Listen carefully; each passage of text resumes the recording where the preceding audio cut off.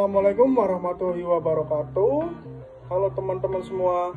Sebelumnya perkenalkan, kami mahasiswa dari Universitas Pekalongan, Fakultas Ilmu Kesehatan, Prodi Kesehatan Masyarakat semester 5. Di sini kami akan memaparkan mengenai rencana kontingensi COVID-19 di Kota Pekalongan, mata kuliah manajemen bencana dengan dosen pengampu Ibu RR Vita Nurlatif.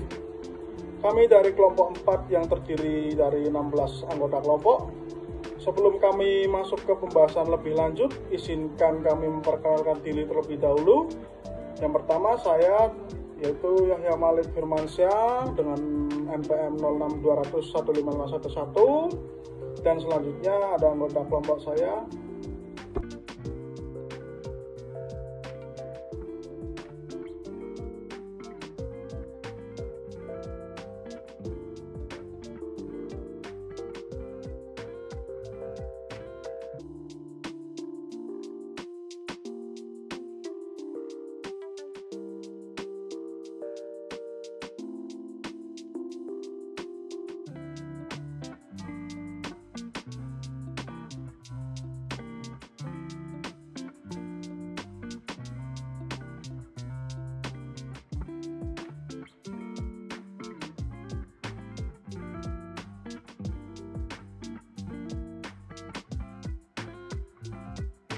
Sebelum kita membahas rencana kontingensi COVID-19 di Kota Pekalongan, saya akan menjelaskan latar belakangnya terlebih dahulu.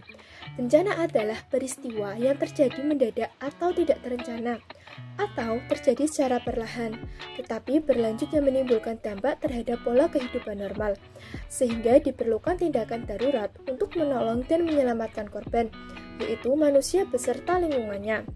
Salah satu bencana yang terjadi yaitu COVID-19.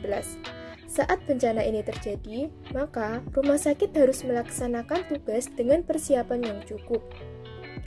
Pada Undang-Undang Nomor 44 Tahun 2019 tentang Rumah Sakit, pada bab 8 Pasal 29 huruf F, menyebutkan kewajiban rumah sakit untuk melaksanakan fungsi sosial dengan memberikan fasilitas pelayanan pasien, khususnya saat terjadi bencana dan kondisi darurat.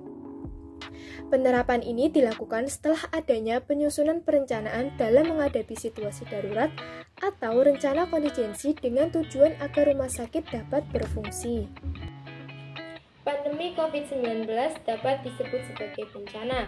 Menurut Organisasi Kesehatan Dunia atau biasa disebut WHO, telah mengumumkan status keadaan darurat global, yang mana wabah COVID-19 ini dengan mudah dapat meningkatkan jumlah korban meninggal dunia yang diakibatkan oleh COVID-19 yang menyebar ke seluruh negara maupun dunia.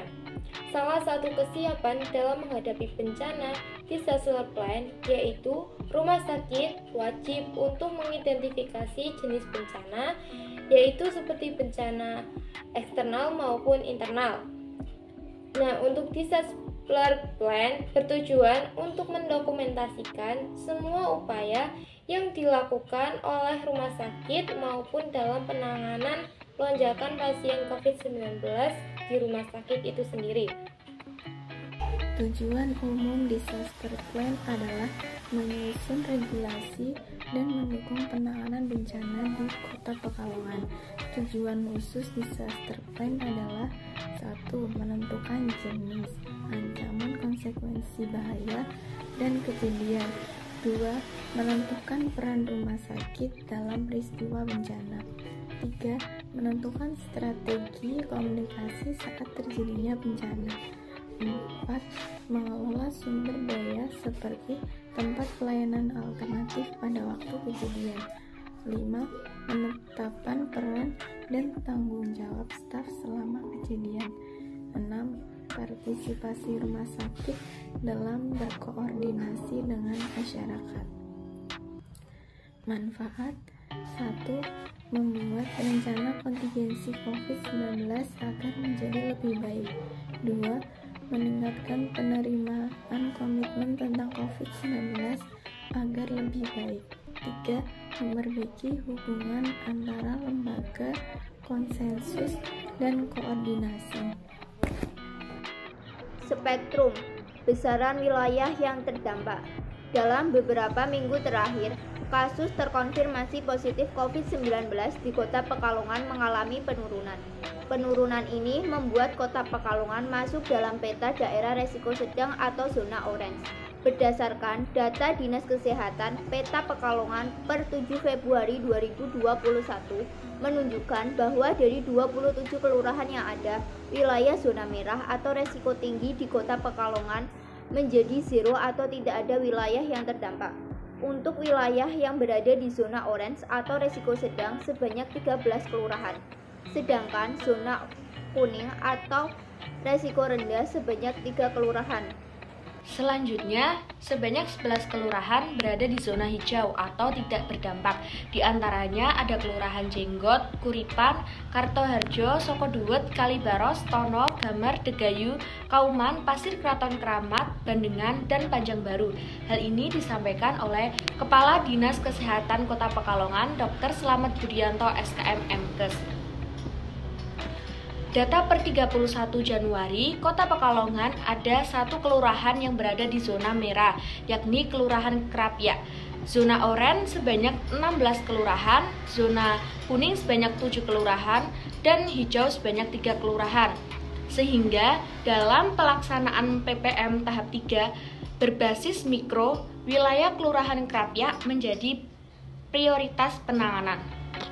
Ada deskripsi bencana A, pengertian dari COVID-19. Coronavirus atau yang biasa kita sebut dengan COVID-19 merupakan keluarga besar virus yang menyebabkan penyakit pada manusia dan hewan. Pada manusia, biasanya menyebabkan infeksi saluran pernapasan, mulai dari flu hingga midok. Coronavirus ditemukan sejak kejadian luar biasa di Wuhan, Cina. COVID-19 adalah penyakit yang disebabkan oleh novel coronavirus atau 2019 nCoV, yaitu virus jenis baru yang dapat berpotensi menimbulkan KLB, sehingga memerlukan upaya penanggulangan yang berkualitas. B. Status bencana dan wilayah yang terdampak COVID-19. Data COVID-19 di Kota Pekalongan tahun 2020. Kelurahan Barat, Kelurahan Medono 4 ODP, 0 PDP dan 1 positif. Pasir Kencana 21 ODP, 0 PDP dan 0 positif. Podosugi 12 ODP, 0 PDP dan 0 positif. Pringrejo 20 ODP, 0 PDP dan 0 positif. Sapuro Kebumen 5 ODP, 0 PDP dan 0 positif. Tirto 11 ODP, 0 PDP dan 0 positif. Benden Kergon 13 ODP, 3 PDP dan 2 positif. Pekalongan Selatan, Kelurahan Banyurip 1 ODP, 0 PDP dan 0 positif. Buaran Kradenan 1 ODP, 0 PDP dan 1 positif. Jenggot 6 ODP, 0 PDP dan 0 positif. Kuripan Pringrejo 0 ODP, 0 PDP dan 0 positif. Kuripan Yosorejo 2 ODP, 0 PDP dan 0 positif. Sapuduwet 2 ODP, 0 PDP dan 0 positif. Hal-hal yang harus dan tidak harus dilakukan saat pandemi untuk mencegah penularan COVID-19. Hal-hal yang harus dilakukan yaitu 1. Mencuci tangan secara teratur menggunakan air dan sabun atau hand scrub yang berbasis alkohol. 2. Menjaga jarak setidaknya 1 meter dengan orang lain. Yang ketiga, ketika batuk dan bersin, tutup hidung dan mulut menggunakan tisu atau tangan. Yang keempat, hindari menyentuh hidung, mata, dan mulut. Yang kelima, menggunakan masker yang benar. Yang keenam, tetap di rumah, hindari kerumunan. Untuk hal-hal yang tidak harus dilakukan yaitu 1. Jangan pergi ke tempat umum. 2. Jangan melakukan perjalanan wisata. 3. Hindari makan di tempat umum. Siklus bencana COVID-19. Dalam siklus tahapan bencana COVID-19 ada 3 tahapan penyelenggaraan penanggulangan bencana.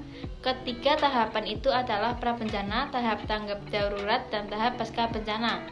Pertama, pra-bencana. Virus corona ditularkan melalui infeksi droplet infeksi yang ditularkan dari satu orang ke orang yang lainnya.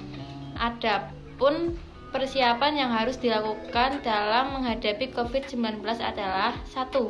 Membatasi orang yang terinfeksi virus. 2. Melengkapi keluarga dengan perlengkapan penting dalam keadaan darurat. 3. Membatasi diri dari tempat acara yang ramai atau kerumunan yang dapat terinfeksi virus.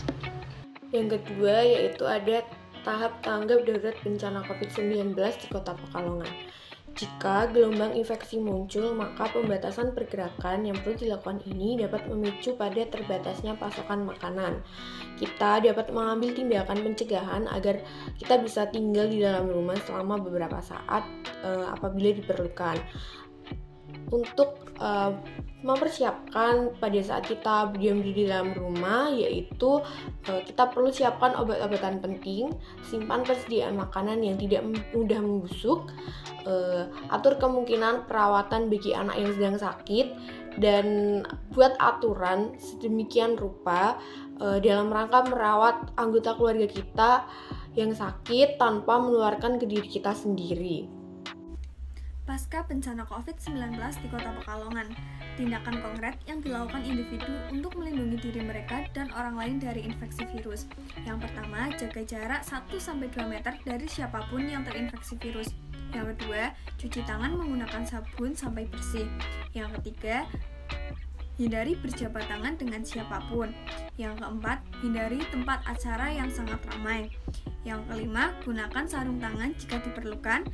Yang keenam, jangan bersin dengan menutup wajah dengan tangan, tapi menutup wajah dengan siku tangan atau menggunakan tisu sebagai gantinya. Dan yang terakhir yaitu buanglah tisu kotor segera. Rangkai koordinasi dan keterlibatan ODP Ketua Tanggap Darurat di Kota Pekalongan. Yang pertama Bapak Haji Ahmad Afsan Arsalan Junaid SE, Wali Kota Pekalongan. Yang kedua Bapak Haji Salahuddin STP, Wakil Wali Kota Pekalongan. Yang ketiga Letkol C21 Hamonangan Lumban Taruan, Kapolres Pekalongan Kota, Rudi Setiawan SH, Sekda Kota Pekalongan. Sri Ruminingsi SMSI, Sekda Kota Pekalongan. Dr. Selamat Budianto SKM Kes, Kepala Dinas Kota Pekalongan. Kebijakan dan keterlibatan. Kebijakan finansial atau dukungan anggaran. Pemerintah melakukan refocusing anggaran. Beberapa alokasi pemerintahan dialokasikan untuk pencegahan dan penanganan COVID-19 di masing-masing wilayah sampai di tingkat kelurahan. Pentalik atau multi pihak terdiri dari unsur pemerintah Kota Pekalongan, gugus tugas percepatan penanganan COVID-19 terkait leading sektor maupun lintas sektor, seperti Dinas Kesehatan, Dinas Pendidikan, bidang ekonomi, sosial, budaya maupun unsur BPD dan RSUD Bendan, aparat kepolisian, TNI, dan Satpol PP, unsur perguruan tinggi, tokoh masyarakat, tokoh agama, dan masyarakat Kota Pekalongan telah berelaborasi dalam percepatan penanganan pandemi COVID-19 di Kota Pekalongan dengan berbagai upaya yang telah dilakukan, diantaranya berupa penempatan SK gugus tugas percepatan penanganan COVID-19 di Kota Pekalongan. Tindak lanjut pencegahan COVID-19 di Kota Pekalongan ada 4. Yang pertama, tetap berada di rumah dan menghindari bepergian serta beraktivitas di tempat umum. Yang kedua, sering mencuci tangan dengan sabun dan air bersih yang mengalir. Yang ketiga, tidak menyentuh daerah muka seperti mata, hidung, atau mulut dengan tangan yang belum dicuci. Yang keempat, selalu menggunakan masker jika hendak bepergian yang mendadak. upaya pencegahan penyebaran COVID-19 di Kota Pekalongan juga dengan adanya operasi pasar dan tempat kerumunan yang dilakukan oleh Satgas Kota Pekalongan bersama dengan masyarakat Kota Pekalongan. Adanya upaya 3T yaitu antara lain ada testing, tracking, dan juga treatment yang dilakukan dalam bentuk operasi swab, antigen di tempat kerumunan atau keramaian. Tracking ini dilakukan jika ada yang terkena kasus positif COVID-19, serta treatment ini yang dilakukan oleh pemerintah daerah Kota Pekalongan telah optimal. Sekian pemaparan dari kelompok kami terkait kontingensi COVID-19 di Kota Pekalongan. Semoga presentasi ini bermanfaat buat kita semua. Sebelumnya kami ingin mengucapkan terima kasih dan memohon maaf apabila ada kesalahan kata. Wassalamualaikum warahmatullahi wabarakatuh.